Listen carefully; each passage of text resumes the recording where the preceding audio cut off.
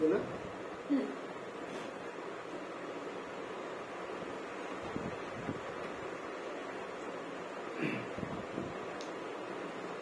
Hello students, आज हम लोग देखने वाले हैं हमारे important connection of the hypothalamus के बारे में। हमारे हाइपोथैलेमस में दो इंपॉर्टेंट फाइबर्स होते हैं जो एफरेंट और इफरेंट के नाम से जानते हैं। एफरेंट फाइबर्स ऐसे फाइबर्स है जो हमारी विसरल स्टिमुलस या फिर विसरल इंफॉर्मेशन हमारे हाइपोथैलेमस तक पहुंचाते हैं। और दूसरा होता है इफरेंट फाइबर्स जो कि आपके other parts of the brain, जैसे कि आपका थैलेमस है, ठीक है, आपके रेटिनल एरियाज है, या फिर आपका जो मिड ब्रेन का पार्ट है, इसके साथ ये कनेक्शन बनाते हुए कुछ ट्रैक्स बनाते हैं, वो हमारे इफरेंट फाइबर्स कहलाते हैं, जो कि आपके हाइपोथैलेमस से अदर एरियाज में जा रहे हैं। ठीक है, इफरेंट और एफरेंट में सिर्फ उतना ही फर्क है कि एफरेंट हमारी इन्फॉर्मेशन ला रहे हैं और इफरेंट ऐसे फाइबर्स है जो आपकी इन्फॉर्मेशन को रिले सेंटर करके ट्रीट करके सामने भेजे। ठीक है, तो कौन से वो फाइबर्स है उसके बारे में डिस्कस करेंगे। And lastly we are going to discuss about the functions of hypothalamus. ठीक है, तो इम्पोर्टेंट कनेक्शन में पहला एफरेंट फाइबर्स को डिस्कस कर लेते हैं।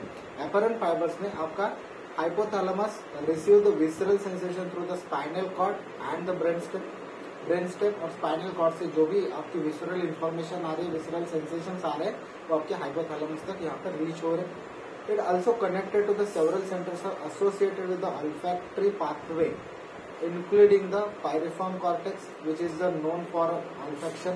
ठीक है, cerebellum and the retina. ठीक है, तो तीन पार्ट्स के साथ इसका भी कनेक्शन हो रहा है। कौन सा? एक तो olfactory pathway में आपके क्या क्या इंक्लूड हो रहे हैं, आपका pyriform cortex है, बराबर। pyriform cortex के बारे में ऑलरेडी हमने एक बार डिस्कस किया है। cerebellum है और आपका रेटिना का पार्ट है, इसके साथ ये एफरेंट फाइबर्स का कनेक्शन बना रहे हैं। इफरेंट फाइबर्स कौन से है या फिर इफरेंट ट्रैक्ट्स कौन से होते हैं?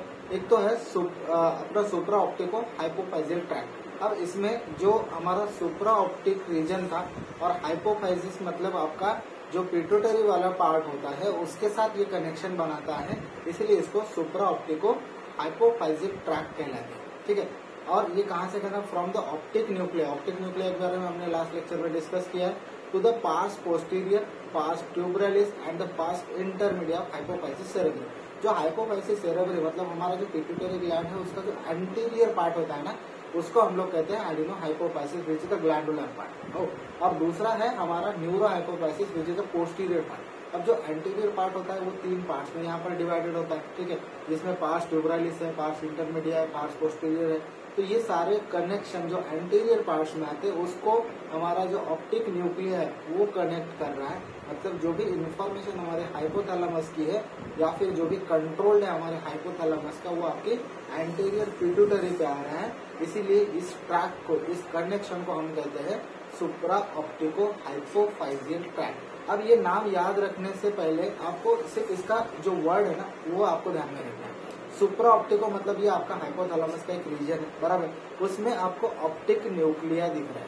ठीक है, ऑप्टिक न्यूक्लिया दिख रहा है जो कि आपकी हाइपोफाइजियल मतलब आपका जो पिट्यूटरी का दूसरा नाम है जिसको हम लोग हाइपोफाइजियल सेरेब्री कहते हैं, तो वही वर्ड यहाँ पर भी रिपीट हुआ है। तो सुप्रा ऑप्टिको और हाइपोफाइजियल इन दोनों के बीच वाला कनेक्शन सेम ट्रैक्ट बनाएगा, सुप्रा ऑप्टिको हाइपोफाइजियल ट्रैक्ट। ठीक है, दूसरा ट्रैक्ट आता है हमारा मैमिलो थैलेमिक ट्रैक्ट। अब ये भी वर्ड ही है, बराबर। मैमिलो का मतलब होता है आपकी मैमिलरी बॉडीज, जो हमने ऑलरेडी डिस्कस करी है, बराबर। तो mammillary body which is a part of limbic system which connect to the thalamus. Thalamus का जो एंटीरियर न्यूक्लिया का पार्ट होता है उसके साथ ये कनेक्ट होता है। कहाँ पे कनेक्टेड है ये? Mammillary body which connect to the thalamus and more precisely अगर देखेंगे तो anterior nucleus of the thalamus. तो यहाँ तक जो ट्रैक्ट बनता है हमारी, जो कि आपके हाइपोथैलेमस से निकल रहा है। ठीक है, तो इसको हम लोग कहेंगे मैमिलो थैलेमिक ट्रैक्ट। तीसरा एक ट्रैक्ट आता है मैमिलो टेगमेंटल ट्रैक्ट। अब जो टेगमेंटम होता है वो आपके मिड ब्रेन का पार्ट है। मिड ब्रेन के बारे में हम लोग ऑलरेडी यहाँ पे टेगमेंटम के बारे में थोड़ा बहुत डिस्कस किया है, लेकिन डिटेल में हम लोग मिड ब्रेन में इसको डिस्कस करने वाले। तो यहाँ पर सिर्फ आपको इतना याद रखना है कि जो मैमिलो टेगमेंटल ट्रैक्ट है वो बनता कैसे है? आपका मैमिलरी बॉडी और सामने कौन सा रहेगा पार्ट आपका? टेगमेंटम। टेगमेंटम क्या है? Which is a part of mid brain. ठीक है, तो MB टू MB मतलब मैमिलरी बॉडी टू आपका मिड ब्रेन और उसमें से हमारा टेगमेंटम वाला पार्ट, यहाँ पर बनती है आपकी मैमेलोथैलेमिक ट्रैक्ट। अब ये जो ट्रैक्ट्स है ना, इसके बारे में एक फैक्ट आपको याद रखना है कि जो भी आपके हाइपोथैलेमस से फाइबर्स निकल रहे और जो आपके सामने वाले एरिया को ये कनेक्ट कर रहे हैं, जैसे कि मान लो यहाँ पर मिड ब्रेन को कनेक्ट कर रहे हैं, ठीक है, तो मिड ब्रेन से फिर से कुछ फाइबर्स यहाँ पर आपके हाइपोथैलेमस में आते हैं। तो ये जो ट्रैक्ट बनते ना, ये बाय डायरेक्शनल होते हैं। तो जो भी फाइबर्स आपने अभी तक देखे या फिर जो भी ट्रैक्ट्स हमने अभी तक देखे, वो पूरे बाय डायरेक्शनल होते हैं, ठीक है, बाय डायरेक्शनल, ठीक है। तो ये चीज आपको ध्यान में रखनी है कि जो भी हमारे हाइपोथैलेमस से ट्रैक्ट बनते आ रहे हैं, उसके फाइबर्स एक तरफ से जाते हैं, दूसरी तरफ से इंफॉर्मेशन लाते भी है। तो सेम चीज यहाँ पर रिपीट हुई है और इसी को हम लोग कहते हैं bidirectional tract of the hypothalamus. अब बात करते हैं लास्टली हमारे हाइपोथैलेमस के फंक्शंस की। देखो हाइपोथैलेमस के इम्पोर्टेंस में हमने थोड़े बहुत फंक्शन यहाँ पर डिस्कस करे थे, लेकिन कुछ स्पेसिफिक फंक्शन है जो हमें याद रखने हैं एग्जाम पॉइंट ऑफ व्यू से और थ्योरेटिकल व्यू से, ठीक है। तो आपको वाइवा में भी कभी कभी इसके फंक्शन पूछ सकते हैं। यहाँ पर थोड़ा डिटेलिंग किया है फंक्शंस का, लेकिन आपको वाइवा में सिर्फ यहाँ पर जो मेन पॉइंट होता है, जैसे कि आपका फर्स्ट फंक्शन है एंडोक्राइन कंट्रोल, अगर आप इतना भी वर्ड लिख दोगे तो भी आपका मार्क्स सिक्योर हो जाता है। तो एंडोक्राइन कंट्रोल में आपको अगर डिटेल में देखा जाए तो हमारी जो हाइपोथैलेमस है, हाइपोथैलेमस आपके एंटीरियर पिट्यूटरी को कंट्रोल करती है। और जब एंटीरियर पिट्यूटरी को कंट्रोल करती है तो ऑब्वियसली उसमें से जो भी हार्मोन्स निकल के आ रहे हैं उस पर भी हमारी हाइपोथैलेमस का कंट्रोल होगा, बराबर। तो उसमें कौन से हार्मोन हमारे इंक्लूड होते हैं, जैसे कि यहाँ पर अगर हम लोग देखेंगे, पहले लाइन क्या है, it forms the releasing hormones. जो भी रिलीजिंग हार्मोन्स है ये फॉर्म कर रही है, उसके साथ साथ उसको हम लोग रिलीजिंग इनहिबिटिंग हार्मोन्स भी कहते हैं। तो रिलीजिंग हार्मोन्स और रिलीज इनहिबिटिंग हार्मोन्स ये हमारी हाइपोथैलेमस से निकलता हुआ पार्ट है। और यही हमारा हाइपोथैलेमस का पार्ट आपकी एंटीरियर पिट्यूटरी को कंट्रोल करके आपके हार्मोन्स को रेगुलेट करता है। उसमें कौन से हार्मोन इंक्लूड है, थायरोट्रोपिन जिसको हम लोग TSH कहते हैं, ठीक है, कॉर्टिकोट्रोपिन जिसको हम लोग ACTH कहते हैं, सोमैटोट्रोपिन STH, ल्यूटिनाइजिंग हार्मोन जिसको हम लोग LH कहते हैं, ठीक है, luteinizing hormone, follicle stimulating hormones FSH, ठीक है, follicle stimulating hormones and melanocyte stimulating hormone. ये सारे हार्मोन पे आपके हाइपोथैलेमस का कंट्रोल है, या फिर इसको रेगुलेट करने का काम आपका हाइपोथैलेमस कर रहा है, इसलिए इसको हम लोग एंडोक्राइन कंट्रोल कहते हैं, ठीक है। सेकंड फंक्शन है आपका न्यूरोसिक्रेशन का। न्यूरोसिक्रेशन में आपको दो हार्मोन इंपॉर्टेंटली ध्यान में रखने हैं, पहला है ऑक्सीटोसिन और दूसरा आपका वैसोप्रेसिन, ठीक है। ये जो दो हार्मोन है ना, आपके हाइपोथैलेमस से ट्रांसपोर्ट होकर आपकी एंटीरियर पिट्यूटरी तक पहुंच रहे हैं, बराबर। तो सॉरी पोस्टीरियर पिट्यूटरी तक पहुंचते, वहां पे ये स्टोर्ड हो जाते हैं। तो ऑक्सीटोसिन एंड वैसोप्रेसिन, वैसोप्रेसिन का दूसरा नाम क्या है, anti diuretic hormone, anti diuretic hormone जिसे हम लोग ADH कहते हैं, बराबर।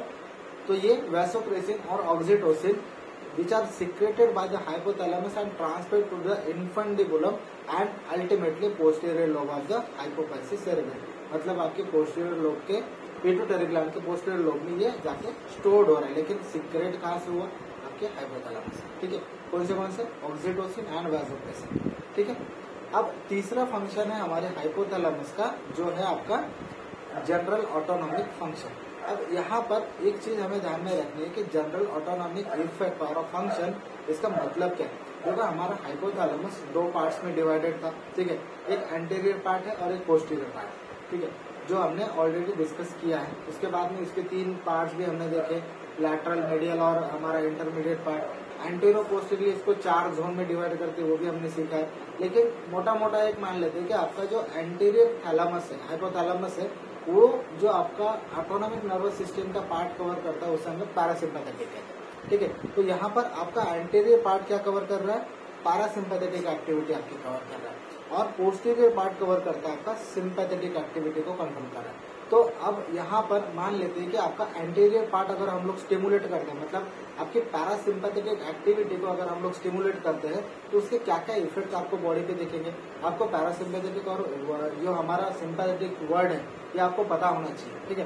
तो सिंपली आपको एक ट्रिक बताता हूँ। पैरासिम्पैथेटिक को याद रखने के लिए आपको एक सिंपल ट्रिक याद रखनी है। पैरास का जो पहला वर्ड है P stand for piece, P stand for piece, मतलब जो भी आप एक्टिविटी आपकी रेस्टिंग कंडीशन में होती है, मतलब आप जब सोते हो, आप रेस्ट करते हो, उस समय पे जो आपकी एक्टिविटी होती है वो पैरासिम्पैथेटिक एक्टिविटी होती है। और जब आप फ्लाइट हम लोग करते हैं तब आपका सिंपैथेटिक एक्टिविटी, मतलब जो भी स्ट्रेसफुल वर्क होता है जहाँ पे आपका सिंपैथेटिक एक्टिविटी यहाँ पर डोमिनेट होता है। ठीक है, तो सिंपैथेटिक को यहाँ पर याद रखने के लिए आपको स्ट्रेस ये वर्ड याद रखना। ठीक है, स्ट्रेस। ठीक है, स्ट्रेस का यस और सिंपैथेटिक, और पीस का पी पैरासिम्पैथेटिक। पीस का मतलब क्या हुआ, आप रेस्ट जब करते हो तो आपका ये डोमिनेंस पैरासिम्पैथेटिक होगा। अब इसमें कौन से फंक्शन इंक्लूड होते हैं वो भी आपको पता होना चाहिए। ऑटोनॉमिक नर्वस सिस्टम में इसको थोड़ा सा और डिटेल में जाएंगे। पैरासिम्पैथेटिक एक्टिविटी में अगर हम लोग देखेंगे तो आपके प्यूपिल्स जो होते हैं कॉन्ट्रैक्ट होते हैं। ठीक है, प्यूपिल कॉन्ट्रैक्ट या फिर कॉन्स्ट्रिक्ट होते हैं। ठीक है, दूसरा आपके जो सलाइवरी सिक्रेशंस होते हैं वो बढ़ जाते हैं। Saliva increase secretion. ठीक है, जो आपका ब्रोंकस या फिर आपका जो एयरवे होता है वो भी कॉन्स्ट्रिक्ट हो जाता है। मतलब हम लोग वो फंक्शन देख रहे हैं जहां पर आपका एंटीरियर थैलेमस हाइपोथैलेमस जो है वो आपका यहाँ पर स्टिमुलेट हो रहा है। ठीक है, तो पहला फंक्शन प्यूपिल्स के बारे में, प्यूपिल्स क्या होंगे आपके कॉन्स्ट्रिक्ट होंगे। दूसरा फंक्शन आपके सलावा के बारे में, धीरे धीरे एक एक करके हम लोग यहाँ से अपर साइड से लोअर साइड मतलब कॉर्डल पार्ट तक जाएंगे। सलावा क्या हो रहा है, सिक्रेशन बढ़ रहा है। ठीक है, तीसरा एयरवे क्या हो रहा है आपका कॉन्स्ट्रिक्ट हो रहा है, बराबर। चौथा जो है आपका जो स्टमक होता है, स्टमक के सिक्रेशंस बढ़ेंगे या फिर इसकी एक्टिविटी बढ़ेगी। ठीक है, सिक्रेशंस या फिर एक्टिविटी बढ़ेगी। ठीक है, फिफ्थ होता है आपके इंटेस्टाइन के बारे में। इंटेस्टाइन में क्या होगा आपकी, ये भी यहाँ पर गट मोटिलिटी बढ़ेगी या फिर इसके एक्टिविटी बढ़ेगी। ठीक है, यहाँ पर भी एक्टिविटी या फिर मोटिलिटी बढ़ेगी, क्योंकि आपके डाइजेशन का काम यहाँ पर आपकी रेस्टिंग कंडीशन में ज्यादा होगा। ठीक है, ये आप याद रख सकते हैं। सिक्स्थ आता है आपका जो गॉल ब्लैडर है, इसके भी सिक्रेशंस बढ़ेंगे क्योंकि ये डाइजेशन के लिए इम्पोर्टेंट है। बाइल सीक्रेट होना और बाइल आपके इंटेस्टाइन तक पहुंचना ये भी इम्पोर्टेंट है, इसलिए बाइल का सिक्रेशन या फिर गॉल ब्लैडर की एक्टिविटी इंक्रीज होगी। ठीक है, उसके बाद में 7th फंक्शन अगर देखेंगे ब्लैडर के बारे में हम लोग, तो आपका ब्लैडर जो होगा वो भी कॉन्स्ट्रिक्ट होगा। ठीक है, ब्लैडर भी होगा तो कॉन्स्ट्रिक्ट होगा। अब सेम इसके अपोजिट आपको सिंपैथेटिक में मिलेगा। सिंपैथेटिक में जब भी आपकी कंडीशन ऐसी होती है जहाँ पे स्ट्रेस होता है, जैसे कि मान लेते हैं एग्जाम्पल के तौर पे, अगर आपके पीछे कोई डॉगी लगता है तो आप क्या करोगे, वहां से भाग जाओगे। ठीक है, तो वो वाली सिचुएशन जो होती है वहां पर आपकी सिंपैथेटिक एक्टिविटी यहाँ पर डोमिनेट होती है। ठीक है, एक यहाँ पे एक चीज इंपॉर्टेंट रहेगी आपके हार्ट रेट के बारे में। ठीक है, यहाँ पर आपका हार्ट रेट जो होगा वो सप्रेस होगा। ठीक है, हार्ट रेट जो होगा आपका सप्रेस होगा।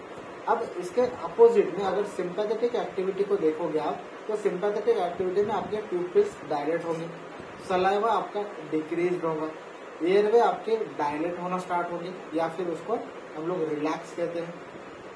ठीक है, स्टमक के जो भी सिक्रेशन है वो कम होंगे, इंटेस्टाइन की मोटिलिटी कम होगी, गॉल ब्लैडर से जो भी बाइल आ रहा है उसका सिक्रेशन कम होगा, और ब्लैडर का जो हमारा मूवमेंट है वो जो कॉन्स्ट्रिक्ट हो रहा था उसको अब यहाँ पे रिलैक्स होना पड़ेगा। ठीक है, तो ये आपके सिंपैथेटिक एक्टिविटी, और ये सारा कंट्रोल जो होता है आपकी पोस्टीरियर हाइपोथैलेमस का। ठीक है, समझ में आई इस चीज, anterior part parasympathetic, posterior part sympathetic. ठीक, चौथा और मेन फंक्शन है हमारे हाइपोथैलेमस का, ये जो टेम्परेचर रेगुलेशन। अब टेम्परेचर रेगुलेशन के बारे में हमने ऑलरेडी थोड़ा डिस्कस किया है जब हम लोग न्यूक्लियाई पढ़ रहे थे। तो टेम्परेचर रेगुलेशन में मान लेते हैं कि आपकी बॉडी का जो टेम्परेचर है वो बढ़ा हुआ है, ठीक है, इंक्रीज्ड है, तो आपकी बॉडी क्या करेगी, मतलब आपका हाइपोथैलेमस क्या कमांड देगा आपकी बॉडी को, या फिर क्या ऐसे चेंजेस लाएगा जहां से आपका जो टेम्परेचर है वो कम होगा। जैसे पहला है आपका स्वेटिंग।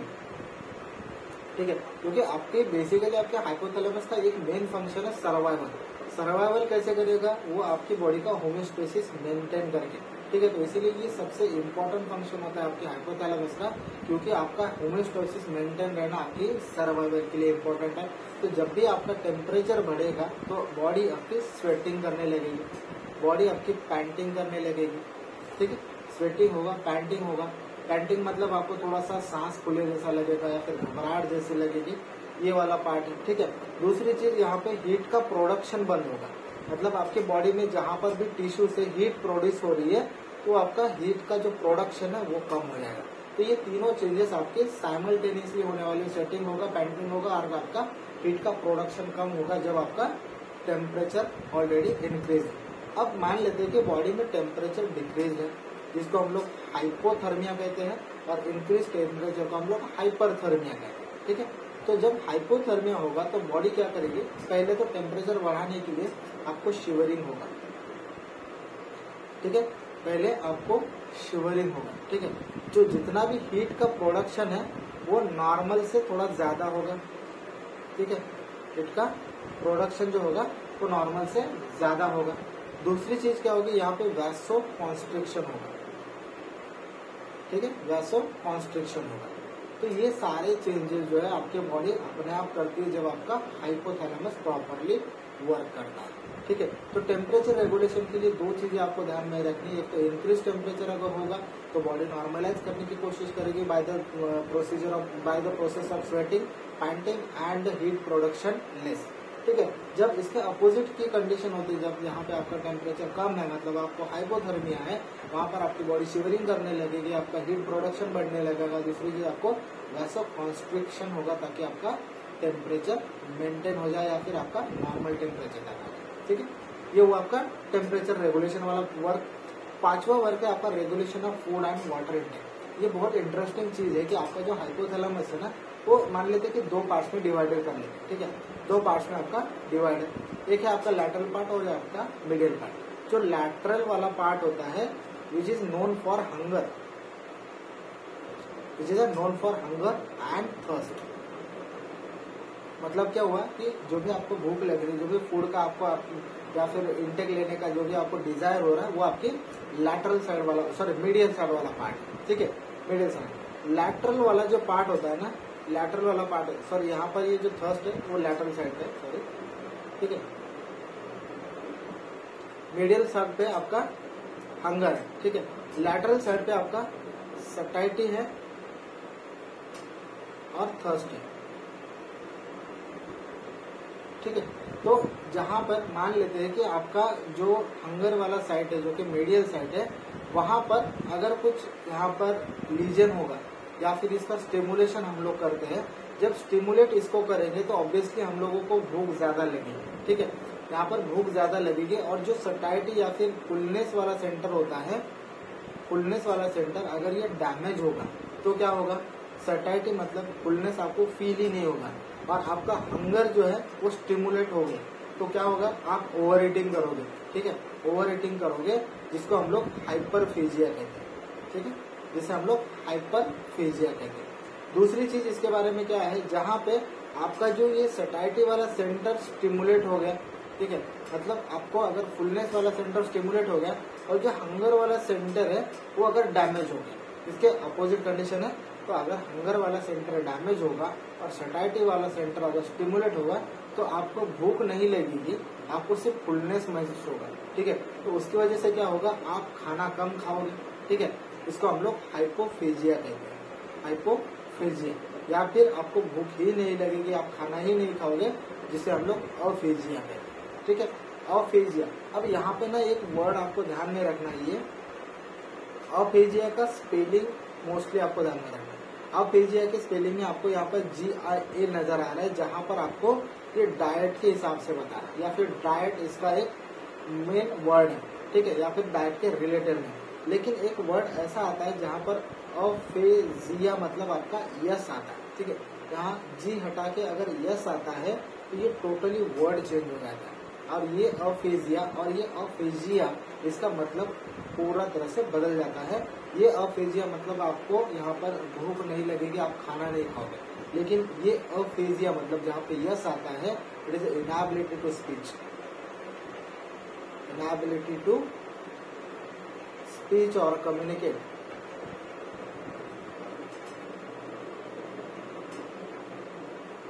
मतलब अगर आपके ब्रोकाज एरिया में या फिर आपके लैंग्वेज एरिया में अगर कोई लीजन होता है तब आपको अफेजिया होता है। जो स्ट्रोक के पेशेंट होते हैं मोस्टली जिनमें पैरालिसिस होता है और जो आपका हेमाटोमा है या फिर जो भी आपका इन्फाक्ट हुआ है, अगर आपके ब्रोकाज एरिया में और स्पीच एरिया में होता है तो आपको अफेजिया होता है। अफेजिया का मतलब आप बोल नहीं पाते हो, इनएबिलिटी टू स्पीच और कम्युनिकेट, जहाँ पर आपका ये यस आएगा, ठीक है। और अफेजिया मतलब जहाँ पर जी आता है वहाँ पर आपका निगलने का या फिर सॉलोविंग का या फिर आपके खाना खाने का जो सेंटर है वो खराब हो रहा है, ठीक है। ये चीजें थोड़ा सा ध्यान में रखना है, इसमें कंफ्यूजन नहीं रखना। अब 6th फंक्शन है आपका सेक्सुअल बिहेवियर एंड रिप्रोडक्शन का।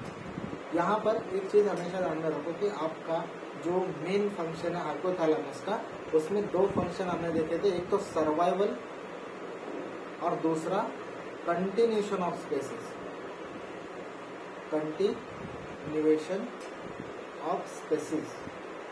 अब ये जो 2 फंक्शन हमने मेन देखे थे, सर्वाइवल आपका होम्योस्टैसिस से हो रहा है, बराबर, होम्योस्टैसिस से हो रहा है, और कंटिन्यूशन ऑफ स्पेसिस जो होता है आपका जो रिप्रोडक्शन का कैपेसिटी है या फिर रिप्रोडक्शन का जो फंक्शन है उसकी वजह से ये मेंटेन हो रहा है, ठीक है। ये दोनों फंक्शन आपके हाइपोथैलेमस के मेन है, ठीक है। तो यहाँ पर सेक्सुअल बिहेवियर्स और रिप्रोडक्शन हमें क्या याद रखना है, इट कंट्रोल्स गैमेटोजेनेसिस, ठीक है। जो भी गैमेट्स है हमारे, मेल गैमेट्स, फीमेल गैमेट्स, उनको कंट्रोल कर रहा है हमारा hypothalamus. Various reproductive cycles and the maturation and maintenance of the secondary sexual characteristics which are controlled by the hypothalamus, ठीक है। ये चीज हमेशा ध्यान में रखना। अब इसके बाद में जो आपका 7th फंक्शन आता है बायोलॉजिकल क्लॉक। बायोलॉजिकल क्लॉक के बारे में हमने न्यूक्लियस में ऑलरेडी डिस्कस किया है, फिर भी यहाँ पर एक फंक्शन में अलग से देखेंगे कि बायोलॉजिकल क्लॉक मतलब क्या है आपका सर्केडियन रिदम। अब सर्केडियन रिदम जो होता है ना, मतलब आपकी जो भी दिनचर्या होती है, अब आपके बॉडी में जितने भी चेंजेस हो रहे हैं वो आपके टाइम के हिसाब से, मतलब दिन में अगर मॉर्निंग में आप उठते हो सो के तो आपका वो वेकफुलनेस वाला पार्ट है, और जैसे ही रात होती है आप सोने की कोशिश करते हो वो आपका स्लीप वाला पार्ट होता है। तो ये जो साइकिल मेंटेन हो रही है उसको हम लोग सर्केडियन रिदम या फिर बायोलॉजिकल क्लॉक या फिर मास्टर क्लॉक भी कहते हैं, ठीक है। इसको मास्टर क्लॉक भी हम लोग कहते हैं। तो उसमें से जो वेकफुलनेस वाला पार्ट है वो कंट्रोल करता है आपका रास, ठीक है, reticular activating system, reticular activating system, ठीक है। और जो स्लीप वाला पार्ट होता है वो आपका थैलेमस और हाइपोथैलेमस से मेनली कंट्रोल होता है, उसके साथ में आपका थोड़ा बहुत पार्ट ब्रेन स्टेम से भी कंट्रोल होता है, which is a sleep which controls by the hypnogenic zones of the thalamus, hypothalamus and brain stem, ठीक है। तो इसका मतलब है कि आपका थैलेमस भी है, हाइपोथैलेमस भी है और थोड़ा बहुत पार्ट आपका ब्रेन स्टेम का भी आपकी स्लीप को कंट्रोल करता है। ये हुआ इसका 7th फंक्शन। अब देखते हैं इसका 8th फंक्शन क्या है। 8th फंक्शन है emotion, fear, rage, aversion, pleasure and rewards. ये सारे फंक्शंस को कंट्रोल करता है, all control by the hypothalamus and the limbic system and the prefrontal cortex. तो हाइपोथैलेमस, लिम्बिक सिस्टम और प्रीफ्रंटल कॉर्टेक्स, इन तीनों मिल के ये आपके इमोशन को, फियर को, रेजी को, एवर्जन, प्लेजर एंड रिवॉर्ड, इन सारे फंक्शंस को ये कंट्रोल करता है, ठीक है।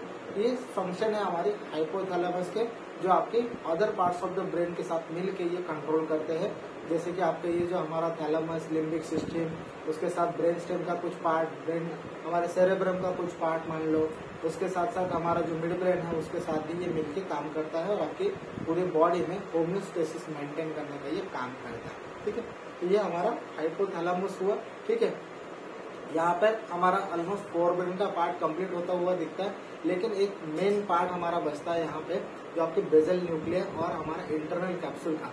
उसके साथ हम लोग कुछ व्हाइट मैटर्स के फाइबर्स देखेंगे, जिसमें हम लोग एसोसिएशन, प्रोजेक्शन फाइबर्स क्या होते हैं, उसमें जो मेन टॉपिक है आपका कॉर्पस कैलोसम होगा, उसको भी हम लोग डिस्कस करेंगे आगे के लेक्चर।